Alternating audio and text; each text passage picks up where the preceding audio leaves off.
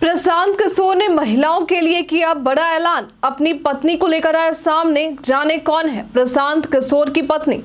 नमस्कार, मैं दिव्या, स्वागत है आपका आज के इस वीडियो में।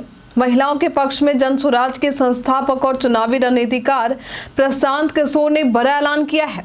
प्रशांत किशोर का ये ऐलान कई महिलाओं का ध्यान जन स्वराज की तरफ आकर्षित कर सकता है। पटना के बापू सभागार में प्रशांत किशोर जन स्वराज महिला संवाद कार्यक्रम में शामिल होने पहुंचे थे।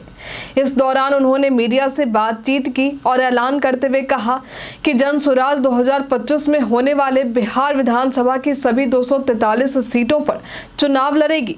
इस चुनाव के दौरान जन स्वराज की तरफ से कम 40 महिलाओं को उम्मीदवार बनाएगी।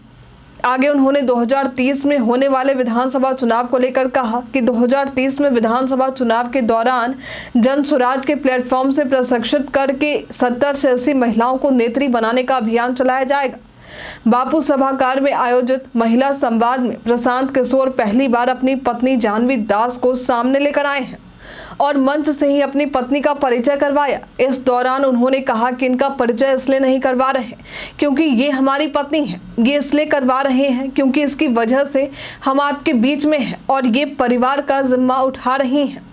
आपको बता दें कि जाह्नवी दास एक डॉक्टर है। प्रशांत किशोर ने कहा कि इन्होंने डॉक्टरी छोड़कर घर परिवार का जिम्मा उठाया है ताकि प्रशांत किशोर बिहार में कुछ कर सके, इसलिए आज पहली बार हम अपनी पत्नी का परिचय करवा रहे हैं। आपको बता दें कि प्रशांत किशोर अपनी जन स्वराज यात्रा को पार्टी में बदलने वाले हैं। वे 2 अक्टूबर को जन स्वराज को पार्टी में बदलेंगे। प्रशांत किशोर ने महिलाओं की आर्थिक आज़ादी की भी बात की। उन्होंने कहा कि जब तक महिलाओं को आर्थिक आज़ादी नहीं मिलेगी तब तक समाज में उनकी भागीदारी समानता के आधार पर होना संभव नहीं है। इसलिए इस बार के चुनाव में महिलाओं की संख्या एक कैंडिडेट के तौर पर कम से कम 40 होगी। ये सभी महिलाएं विधानसभा के चुनाव में हुंकार भरेंगी।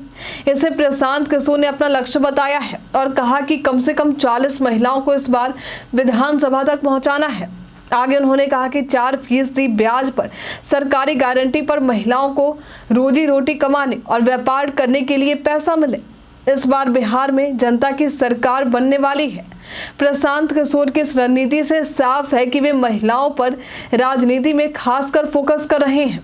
प्रशांत किशोर के इस महिला संवाद कार्यक्रम में बड़ी संख्या में महिलाएं भी शामिल हुई थीं, जो दिखाता है कि अपने लक्ष्य की प्राप्ति के लिए प्रशांत किशोर पूरी प्लानिंग के साथ काम कर रहे हैं।